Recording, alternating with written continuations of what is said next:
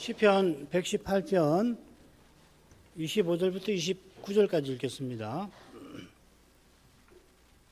여호와여 구하옵나니 이제 구원하소서. 여호와여 우리가 구하옵나니 이제 형통케 하소서.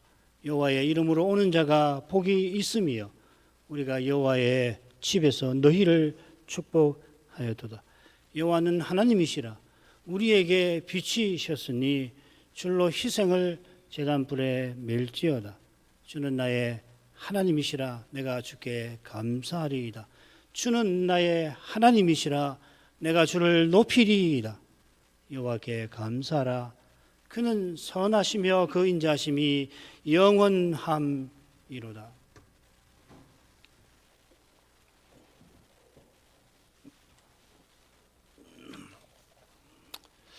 열방에 애워 쌓였던 시인이 죽지 않고 살아서 마침내 성전에 들어가 여호와께 감사드리려 합니다. 19절 20절이죠. 19절까지 시인은 줄곧 나와 열방의 관계를 들어서 내가 여호와께 간구한다, 감사한다 표현합니다. 20절부터 자기와 함께 의인들이 이 성전에 들어갈 일을 말합니다. 그러면서 이 시에 우리가 등장합니다. 23절부터 26절까지 우리가 나옵니다. 우리는 시인과 함께 성전에 들어가 감사할 의인들의 사회를 가리킵니다. 너희도 한번 나오는데 마찬가지입니다. 시인이 전하는 말씀을 듣고 시인과 함께 믿음의 길을 걷는 이들을 가리킬 겁니다. 이것이 이사야서를 읽는, 이해하는 중요한 방법 중 하나이기도 합니다. 이사야 9장 6절 이는 한 아기가 우리에게 낳고 한 아들을 우리에게 주신 바 되었는데 그의 어깨에는 정사를 메었고 그의 이름은 기묘자라 모사라 전능하신 하나님이라 영존하신 하시는 아버지라 평강의 왕이라 할 것임이니라. 지금 이사야가 누구를 염두에 두고 우리라고 하는지 알려면은 이 인용한 말씀이 나오는 단락 7장 1절부터 9장 7절까지인데 이 단락을 염두에 둬야 합니다. 북이스라엘과 아람의 동맹군이 유다를 공격하려고 하는 그때에 백성들 마음이 사시나무처럼 떨리던 그때에 아하스 왕이 선지자의 권고 약속대로 여호와의 약속을 믿고 여호와를 의지하기보다는 아시리아를 오히려 의지하는 그 현실에서 이사야는 임마누엘 예언을 아합과 백성들에게 특별히 우리에게 전하는 것입니다. 주님께서 들을 귀 있는 자는 들을지어다 할 때 들을 귀 받은 우리겠죠. 마치 메시아가 이미 오신 것 마냥 선자는 예언이 확실히 이루어질 것을 7절에서 전합니다. 이는 선자의 말씀을 듣는 이들을 풍전 등화와 같은 현실에서 굳게 붙들어 주려 하는 겁니다. 그처럼 포로 잡혀가던 그때에 다니엘, 에스겔 같은 선자를 그들과 함께 보내주셔서 그들을 통해서 여호와께서 대제국 이 바빌로니아를 어떻게 통치하시는지를 알려주셨습니다. 이스라엘이 배도하여 망하지만은 여호와께서 아주 망하게 아니하실 뿐 아니라 오히려 선자와 그들의 말씀을 듣는 이들을 통하여서 구원의 약속을 그때에도 이루신 것입니다. 그처럼 시인은 포로에서 돌아와서 재건된 성전에 들어가 여호와께 감사하려 하면서 당연히 의인들과 함께 찬송할 심정을 자연스럽게 밝힙니다. 온 세상에 나 하나 있는 것처럼 사랑하시는 하나님의 사랑을 맛본이라면은 모든 사람이, 내가 아는 모든 사람, 넓혀서 온 세상 사람이 함께 사랑이신 하나님을 찬송하기를 바랄 것입니다. 이게 마태복음 7장 12절이든가요. 대접받고자 하는 대로 남에게 대접하라는 그 말씀의 뜻이 이거 아니겠습니까? 하나님의 사랑 자체가 거룩한 관계의 사귐이므로 다른 이의 사랑을 혼자 독차지하려는 이 세상의 예정과 달리 하나님을 사랑하는 이마다 하나님 안에 있는 영원한 우리, 삼위지요. 그 삼위께서 영원한 우리이신데 그 우리를 본받아서 참된 우리를 지금 여기서 늘 추구하는 법입니다. 시인이 성전에 들어가 감사하면서 여호와께서 행하신 일을 전합니다. 그것은 건축자들이 버린 어떤 돌이 집 모퉁이에 머릿돌이 된 사실입니다. 시인이 이 사실을 언급하는 이유, 연유를 다 알긴 어렵습니다만은 필시 그 사실이 시인과 의인들이 경험한 이 구원을, 최근에 경험한 구원을 생생히 드러내는 데 있을 겁니다. 시인과 의인들이 포로 잡혀가서 제국의 수도 바빌론에서 건축자들의 버린 돌 같은 취급을 받았을 겁니다. 과연 거대한 바빌론은 사람의 눈에 찬란하고 거대한 건축물이었습니다. 작은 나라 백성을 압도하고 심지어 위협할 정도로 우리는 정말 새양지 같구나 그렇게 자조할 정도로 성전을 최고로 여기며 살던 그들의 신앙도 초라하게 만들 정도였을 겁니다. 거대한 제국을 건설한 왕 느부갓네살은 제국의 결국 자기의 영광과 힘과 위세를 자랑하기 위하여서 거대하고 찬란한 건축물들을 건축하였습니다. 영원이라도 무너지지 않을 것 같은 철옹성 같은 거대한 바벨론 수도 한 가운데에는 바빌로니아의 신 마르둑을 섬기는 높은 대가, 망대가 7층으로 세워져 있었습니다. 이 거대한 건축물 안에서 시인이 있을 곳은 어디에도 없었습니다. 시인과 의인들은 건축자들이 버린 돌과 같았습니다. 오직 거대한 건축물을 유지하는데 아무렇게나 쓰고 버리는 소모품들에 불과하였습니다. 그러나 여호와께서는 시인과 의인들을 영원한 집 세우시는 거기에 귀히 써주셨습니다. 그들이 포로에서 돌아와서 성전을 제거하게 하셨습니다. 이 성전이 사람 눈에는 솔로몬의 처음 성전에 비하여 실로 초라했지만 그러나 선자는 그 나중 영광이 처음보다 더 할 거라고 예언한 대로 믿음의 눈에 실로 찬란하였습니다. 솔로몬 성전도 하늘 성전을 본뜬 거지 영원한 성전 아닙니다. 영원한 성전은 시인과 의인들이 평생 바라보던 메시아께서 세우십니다. 게다가 메시아께서 성전의 머릿돌 되십니다. 베드로가 이렇게 전합니다. 사람에게는 버림바가 되었으나 하나님께는 택하심 입은 보배로운 산돌이신 예수께 나와 너희도 산돌같이 신령한 집으로 세워지고 예수 그리스도로 말미암아 하나님이 기쁘게 받으실 신령한 제사를 드릴 제상 거룩한 제상이 될지니라. 사람에게 버림받았다는 것은 주님께서 대제사장과 서기관들에게 죽임당하신 것을 가리킵니다. 마지막 중한 주님께서 이 시편을 인용하시면서 비유로 예언하셨습니다. 마태복음 21장 41절 예수께서 가라사대 너희가 성경에 건축자들의 버린 돌이 모퉁이의 머릿돌이 되었나니 이것은 주로 말미암아 된 것이요 우리 눈에 기이하도다 함을 읽어본 일이 없느냐. 이 말씀을 인용하신 것은 포도원 농부들이 주인이 보낸 아들을 보고서는 이는 상속자니 자 죽이고 우리가 그의 유업을 차지하자 하고 이에 잡아 포도원 밖에 내어 쫓아 죽였느니라 말씀하신 것과 붙어 있습니다. 그처럼 대제사장들과 서기관들은 바리새인들은 이 비유를 듣고서는 자기들을 가리켜 말씀하신 줄을 알았는데 저주지요. 이들은 전날 주님께서 예루살렘에 입성하실 때 아이들까지 시편 118편의 예언을 들어 찬송하는 것에 분노하였습니다. 우리가 이어서 그 찬송을 살필 겁니다. 절기에 늘 부르던 그 시편에서 말하던 건축자들이 바로 대제사장들과 바리새인들이었습니다. 그들이 언약의 나라의 직분자들이지만 실은 저 옛날 느부갓네살처럼 세상 나라를 건축하는 자들이라고 주님은 드러내신 겁니다. 대제사장들과 바리새인들이 주님을 죽이려 한 것은 그들이 독사의 자식, 곧 악한 자의 아들들이기 때문입니다. 역사 내내 뱀의 후손은 자기 아비 뱀 마귀의 욕심을 이루려 했는데 마침내 메시아의 발꿈치를 상하게 했고 이후로는 교회를 핍박한 겁니다. 창세부터 감추인 이 예언대로 발꿈치가 상한 여인의 후손은 뱀의 머리를 상하게 하십니다. 그 증거가 바로 산돌이신 예수께서 자기에게 나온 우리를 산돌들이 되게 하셔서 함께 신령한 집이 세워지게 하시는 거기에 있는 것입니다.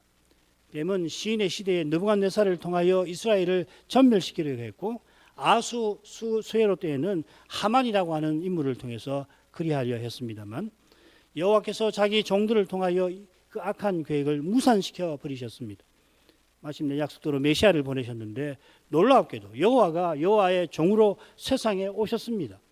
그처럼 놀랍게 영원한 성전을 세워서 주의 백성을 만나 주시고 함께 하시는데 그 성전이 바로 메시아와 신자인 우리로 이루어지게 하신 겁니다. 지금은 우리가 시공간에 매여 있어서 이 진리를 온전히 알지를 못합니다. 에베소서 2장 20절, 베드로 전서 2장 4절의 말씀과 요한계시록 21, 22장을 완벽하게 조화를 시키기가 사실상 불가능합니다. 히브리서 9장, 8장, 9장, 10장 말씀을 완벽하게 조화시키기가 어렵습니다. 이럴 거다 저럴 거다. 가봐야 확연히 알 겁니다. 너무너무 신비한 겁니다. 우리가 성전인데 하늘에도 성전이 있는데 그 성전이 우리하고 무관하지 않잖아요. 히브리서 때 제가 말씀드린 줄 압니다. 히브리서 9장 15절 이하 해설할 때 그 점을 제가 지적을 하려고 했던 거죠. 주님을 기다려야죠. 주님날 얼마나 좋은 일이 많은데 지금 여기서 어떻게 다 알 것이며 알 수도 없어요. 게다가 지금 아는 거하고 비할 수 없는 그런 복된 일이 예수님 오실 때 있을 거거든요. 지금 우리 아는 이 지식이 뭔지 그때 환히 알게 되겠죠. 깨닫지만은 그때 가서 깨닫지만 기이하도다, 기묘자라 하고 찬송을 우리는 드릴 것 같습니다. 24절 남았는데 마저 살피고 넘어가죠. 이날은 여호와의 정하신 것이라 이날에 우리가 즐거워하고 기뻐하리로다. 시인은 여호와의 정하신 날에 기뻐합니다. 정하신 날이라고 새겼는데 이 시는 만드신 날 이렇게 되어 있습니다. 또 어떤 분은 행하신 날 이렇게 번역했는데 행하신 날은 좀 이상해요. 만드신 날 같아요. 같은 표현이 23절에 그대로 나옵니다. 이것은 여호와의 행하신 것이요. 이 만드신이란 말이거든요. 아사라는 말, 영어로 하면 make라는 말입니다. 이는 여호와의 만드신, 행하신 것이요. 이날은 여호와의 정하신 것이라. 비슷하죠, 그죠? 이 관계에 비춰보면은 시인이 말하는 이날은 여호와께서 우리 눈에 기이한 일을 행하신 그날 아니면은 그걸 보고 깨달은 날일 겁니다.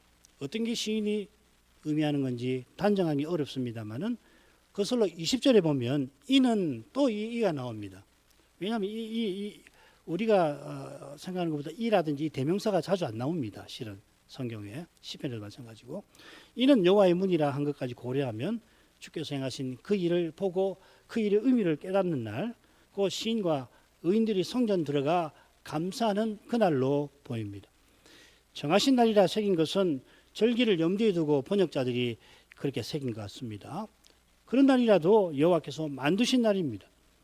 가령 여호와께서 창조의 일을 마치시고 제7일에 쉬시면서 특별한 날을 만드셨고 시내산에서 언약을 맺으시고 절기를 세우셨습니다. 만드셨습니다. 아무것도 없는 데서 선한 것을 만드신 것처럼 인생의 죄로 허무해 준 데서 뜻 있는 날, 참으로 선한 날을 만드신 것입니다. 매 순간 하나님이 생명, 호흡, 만물을 주셔서 우리 인생이 살고 숨쉬고 활동하듯이 구원과 은혜와 긍휼도 하나님이 주셔서 인생이 믿고 바라고 사랑하는 것입니다. 하나님을. 시인이 여호와께서 만드신 날이라고 표현한 의중을 역시 다 헤아리긴 힘듭니다만은 자기와 의인들이 하나님을 예배하고 감사하며 하나님이 행하신 일들을 깨닫는 모든 것이 하나님 은혜에 속한다고 고백하는 것은 분명해 보입니다. 하나님 은혜와 행하심이 이날에 우리가 즐거워하고 기뻐하는 근거인 것입니다. 이는 시인이 여호와를 즐거워하라. 시에서 줄곧 참 많이 나오는데 여호와를 즐거워하라 하는 권면과 똑같은 겁니다. 참으로 즐거워할 존재는 오직 한 분 하나님뿐이십니다. 그리스도만 참된 기쁨이십니다. 그리스도를 믿고 사랑하고 바라는 거기 참된 즐거움이 있고 이 즐거움이 영원히 새로워질 기쁨으로 이어질 것입니다. 6째 단락 가보죠. 이 단락은 이 시에 거듭 등장하는 둘 혹은 셋으로 이루어진 짝이 역시 함께 나옵니다. 처음 두 절에는 두 번 여호와여 구하옵나니 이제 하고 시인이 기도합니다. 마지막 절에서는 주는 나의 하나님이시라 하고 시인이 찬송합니다. 가운데 하나님의 집과 관련된 내용이 나옵니다. 25절로 가죠. 여호와여 구하옵나니 이제 구원하소서. 여호와여 우리가 구하옵나니 이제 형통케 하소서. 시인은 의인들과 함께 간절히 기도합니다. 기도하는 내용은 구원하소서, 형통하소서 한데 잘 드러납니다. 이제 구원하소서. 이걸 히브리어로 읽으면 호시아나, 호산나입니다. 우리가 아는 호산나가 여기서 나온 겁니다. 히브리어로 하면 호시아나가 되거든요. 그런데 그걸 붙여서 읽으면 호산나처럼 들립니다. 이 나의 그 니은이 두 번이 들어가 있기 때문에 붙여서 읽으면 호산나처럼 들립니다. 시인과 의인들은 구원이 절실한 현실에 여전히 있습니다. 장차 영원한 구원에 이르기까지 어느 때나 어디서나 하나님의 구원은 우리에게 절실합니다. 어떤 시대든지 지금 이곳에서는 하나님의 구원이 절실하지 않은 곳 아무 데도 없고 아무 데도 없습니다. 시인이 하나님을 나의 하나님, 나의 구원이라고 부른 데서 14, 21절 우리에게 절실한 것이 무엇인지 잘 드러나 있습니다. 하나님이 나의 구원이다. 우리에게 절실한 것은 사랑이신 하나님, 하나님의 사랑입니다. 포로에서 돌아온 데서 중요한 것은 돌아오게 하신 하나님의 사랑입니다. 포로에서 돌아와서 여전히 식민지 백성으로 살지만 돌아오게 하신 하나님께 나아가 감사하는 거기서 시인이 바라는 구원이 있습니다. 하나님을 참으로 예배하는 거기서 참된 구원이 이루어지고 있습니다. 지금 우리에게도 동일합니다.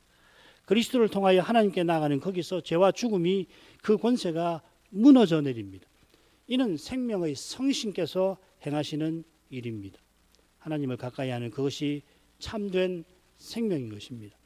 그처럼 시인이 간절히 구하는 형통도 이 성전과 붙어 있는 것 같아요. 이 낱말을 조사해 보면 역대기 상에 솔로몬과 관련해서 3번 나오는데 다윗은 솔로몬이 형통해서 성전 짓기를 원합니다. 성전 짓기를 바라서 형통하기를 원합니다.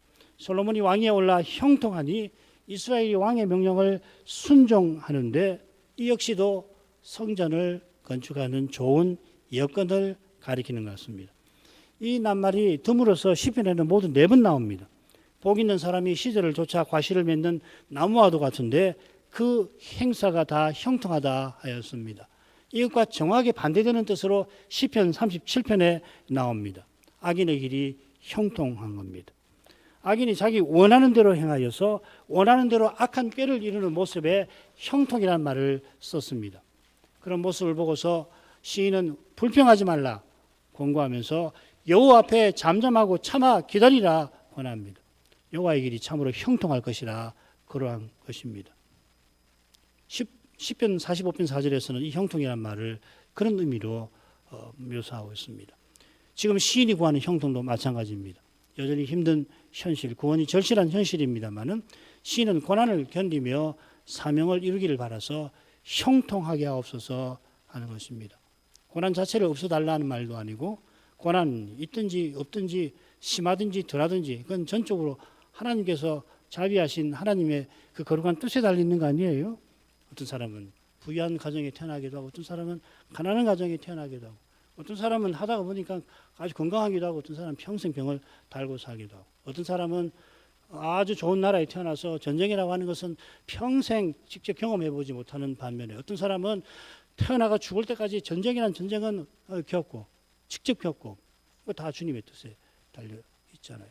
신자라고 해서 전쟁도 없고 건강도 좋고 부자고 뭐 인간관계도 다 형통하고 그러는 법 없지 않습니까? 중요한 것은 고난 자체를 없애달라 하는 것이 아니고 다 주님께 맡기고 특별히 우리 주 예수님은 우리의 연약함을 다 아시니까 주님께 맡기고 다만 어떤 현실이든지 그 고난을 주시면 주시는 대로 견디며 사명을 꼭 이루며 살게 해주시기를 바라는 것이 형통의 의미입니다. 자, 이것이 우리 모두가 구할 형통입니다. 인생이 연약해서 안락과 편안을 저절로 구하게 되고 육신의 몸을 입고 있어서 재물, 권력, 명예를 자기도 모르게 추구하기 쉽습니다만은 이것이 아니면 인간 아니죠. 사람 아니죠. 사람은 누구나 그렇습니다. 그러나 시인과 의인들처럼 여호와께서 함께 하셔서 보이신 길을 걸어가기를 가게 해 주시기를 구할 겁니다. 이게 지금 이곳에서 형통입니다. 이런 형통을 맛보는 이만이 영원한 형통, 그야말로 죽음도 고통도 슬픔도 아픔도 괴로움도 없는 형통 말이에요. 그걸 누리게 될 겁니다. 26절로 가죠. 여호와의 이름으로 오는 자가 복이 있으며 우리가 여호와의 집에서 너희를 축복하였도다. 지금 여호와의 이름으로 오시는 자가 누군지 시인은 누구를 가리켜 말하는지 이게 관건이죠. 문맥을 보면 우리가 여호와의 집에서 축복하는 너희와 딱 붙어 있습니다. 그래서 많은 주석가는 아마 여러분도 많이 들어보셨고 여러분들이 갖고 있는 이 주석서나 뭐 이 해설 달린 성경을 읽어보면 그럴 것 같은데 이 여호와 이름으로 오시는 자와 축복받는 너희를 동일하게 봅니다. 여호와 이름으로 오는 이는 여호와의 집에 와서 예배하는 이들일 겁니다. 그러면 이들은 여호와의 집에서 축복하는 우리와 결국 같은 존재죠. 축복하는 우리는 여호와의 구원을 맛보고 성전에 들어와서 감사하는 시인과 의인들입니다. 여호와의 이름으로 오는 이는 성전에 들어온 시인과 의인들에 이어서 성전에 들어올 사람들이겠죠. 자, 그런데 이 여호와의 이름으로 오는 자는 단수입니다. 아울러 여호와의 이름이라고 하는 이 표현이 짝을 이루는 둘째 단락에 이미 3번이 나왔죠. 10절, 11절, 12절. 시인은 열방에 애워 쌓인 것을 언급하면서 내가 여호와의 이름으로 열방을 끊으리로다 했습니다. 둘째 단락에서 우리가 생각한 것처럼 여호와 이름으로 열방을 끊는 할례 베푸는 일이 이 시인이 직접 행하는 그 일이라기보다는 시인이 예표하는 메시아가 장차 행하실 일일 것입니다. 이스라엘 역사에서 열방을 물리친 왕이 없습니다. 모든 나라를 정복한 그런 왕 어디 있습니까? 가장 근접한 인물을 들라면 다윗, 솔로몬이긴 하지만 말 그대로 열방을 다 물리친 건 아닙니다. 게다가 끊는다, 세례 베푼다, 할례 베푼다 이 표현에 열방을 물리치시는 방식이 신비하다는 것을 암시합니다. 이런 일은 장차 오실 다윗의 후손께서 이루실 일입니다. 자, 이런 점에서 후대 유대교에서조차 시편 118편 26절에 주의 이름으로 오는 자를 메시아라 보았던 사실에 우리가 주목해 볼 만합니다. 그게 결정적인 건 아니고요. 참 흥미롭잖아요. 이 유대교에서도 이거는 메시아를 가리키는 거다. 이건 그렇게 본 거예요. 우리에게 더 중요한 것이 있습니다. 세례 요한이 메시아를 주의 이름으로 오실이라 부른 사실입니다. 그런데 유대교도 118편에 등장하는 주의 이름으로 오는 자가 그저 성전에 예배하러 오는 자가 아니라 장차 오실 메시아라 볼 만큼 이 인물은 시인이 아니라 신비하신 인물이 분명합니다. 세례 요한은 아예 메시아를 그 주의 이름도 떼버립니다. 오실이라고 오실크이라고 표현합니다. 오실이라고 번역했지만 원문은 똑같습니다. 헬라어로 에르코모노스인데 이건 오고 있다 하는 말입니다. 이 분사형입니다. 커밍입니다. 영어로 하면. 결국 오실 일을 가리키죠. 코메노스입니다. 코메노스. 요한은 자기가 주의 길을 예비할 사명을 가진 줄 알고 회개의 세례를 베풀어서 메시아 오실 길을 닦았죠. 오실 분은 낙원의 심판대에서 여호와께서 예고하신 여인의 후손 보내리라 하신 그 인물입니다. 야곱은 죽기 전에 아들들에게 축복하면서 특별히 유다 지파에 관한 예언에서 실로가 오실 것이라 예언합니다. 주가 유다를 떠나지 아니하며 통치자의 지팡이가 그 발에서 사이에서 떠나지 아니하기를 실로가 오시기까지 이르니니 그에게 모든 백성이 복종하리로다. 자, 이러한 구약 계시들이 이전에 있어서 자연히 메시아는 장차 오실 분, 오시는 분이 되신 겁니다. 그처럼 우리 주님은 여러 번 내가 왔다 하고서 사명을 밝히십니다. 내가 의인을 부르러 온 것이 아니요 죄인을 불러 회개케 하려 시키러 왔노라. 우리와 달리 아담과도 달리 주님은 세상에 내려오신 분입니다마는 아울러 여호와께서 내가 보내리라 하던 그 분이십니다. 그래서 마침내 세상에 오셨을 때 내가 왔다 하신 것입니다. 세례 요한이 오실 거기가 당신이십니까? 하고 물었는데 주님께서는 내가 왔다 하면서 자기가 오실 그임을 이미 밝히신 겁니다. 밝히시면서 죄인을 불러 회개시킬 사명을 드러내셨습니다. 마태의 집에서. 심지어 주님은 죄를 사할 권세를 지닌 분으로서 이 사명을 행하십니다. 인자는 세상에서 죄를 사할 권세가 있느니라. 주님과 주님의 사명에서 구약 시인이 열방을 끊으리라 한 뜻이 무엇인지가 또한 드러납니다. 여호와의 이름으로 오시는 이가 복되도다 시인은 말합니다. 이 복되도다 바룩이라고 하는 말인데 이 낱말이 시편에 모두 14번 나옵니다. 이 시편 118편을 제외하고 다른 모든 경우에 이 낱말은 하나님을 찬송하라, 찬송받으실 분이라 할 때 그렇게 다 번역이 되어 있습니다. 여기만 복이 있으며 사람이라고 보고서 그렇게 해석을 한 거겠죠. 마태가 시편 118편 26절을 인용하면서 찬송하리로다 주의 이름으로 오시는 이어하고, 한글 개역 신약을 번역하시는 분은 찬송하리로다고 새겼습니다. 이 표현이 사람에게 쓰일 때는 물론 복되도다 새길 수 있는데 하나님께 쓰일 때는 찬송하리로다 하고 쓰이는 것입니다. 한글 개역의 번역자들이 구약에서는 시편 118편에서는 사람에게 쓰였다고 보았고 사복음서에서는 하나님이신 분에게 쓰였다고 본 것 같습니다. 시편에서 다른 모든 경우에 하나님께 이 표현이 쓰인 사실을 고려한다면 이 표현이 시편 118편에 메시아에게 쓰였다는 사실은 의미심장한 면이 있습니다. 시인이 오실 메시아를 얼마나 알았을까? 우리가 잘 모르는 거예요. 시인과 의인들이 하나님의 집에서 감사하면서 너희를 축복하였습니다. 주의 이름으로 오는 자가 자를 둘러싸고 신비가 있는데 이 신비를 신약의 빛 가운데에서 헤아리면 너희의 정체도 전혀 신비에 감싸여 있지만 않게 됩니다. 너희의 정체는 이 시인과 함께하는 의인들을 통하여 드러납니다. 시인이 의인들을 대표했듯이 오실 그이도 우리를 대표하십니다. 시인과 의인들이 빌었던 복이 무엇인지 우리가 다 알지는 못합니다만 그때로 돌아가 보지 않고 그들의 말을 직접 듣지 못하니까, 그러나 우리가 지금 누리는 복은 시인과 의인들이 필시 다 알지 못했을 만큼 거룩하고 높습니다. 그러나 본질에서 같습니다.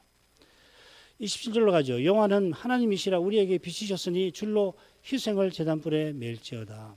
시인은 장차 오실 메시아를 바라보면서 자연히 그를 보내실 여호와께서 하나님이시다, 여호와만 하나님이시다 고백하는 것입니다. 참 하나님은 단연 메시아를 통하여 구원하시는 데에서 스스로를 입증하시는 것입니다. 누가 참 하나님인가? 알려면 두 가지예요. 첫째는 메시아를 통해서 구원하시는 분인가? 동시에 이분만이 세상을 선하게 창조하신 분이다. 이게 구약 모든 성경에서 여호와 하나님이 참 하나님이시라고 하는 것을 설명할 때 이 두 가지를 말하는 거 아니에요. 여호와께서 장차 메시아를 보내실 일을 알게 하신 것이 우리에게 빛을 비추신 것이죠. 내가 메시아를 보내겠다. 이는 하나님께서 시인과 의인들의 제사를 받으시고 그들이 바라는 구원을 내가 이루어 주마 하신 것입니다. 이게 빛을 비추시는 거죠. 이것이 예배에서 단연 하나님의 영광을 보는 그것입니다. 예배에 와서 이것을 보는 거예요. 내가 믿는 하나님이 참 하나님이시구나. 그리스도를 주신 하나님이 나의 아버지시구나. 그걸 깨닫는 거죠. 영광을 본다고 표현하는 겁니다. 우리는 자꾸 깨닫는다고 지적으로만 생각하잖아요. 특별히 우리 개혁파는 이 깨닫는다는 말, 물론 성경에 있습니다. 시프림 교회에서. 우리는 대단히 지적인 사람들입니다.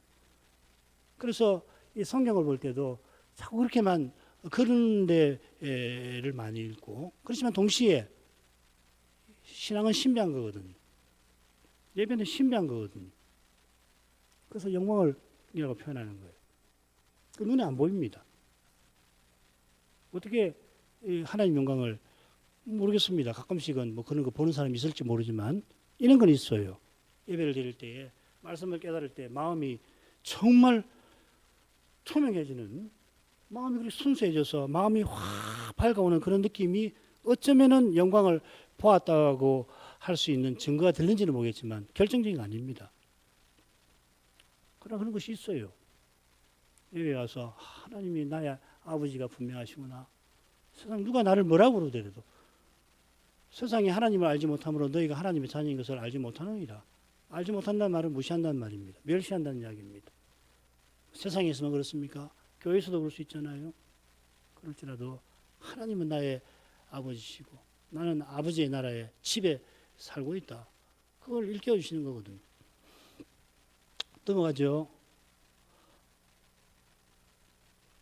이어 나오는 표현은 특이해서 번역하기가 대단히 어렵습니다. 두 가지 가능성이 있습니다. 우리 이 한글 개혁처럼 번역하는 방법이 있습니다.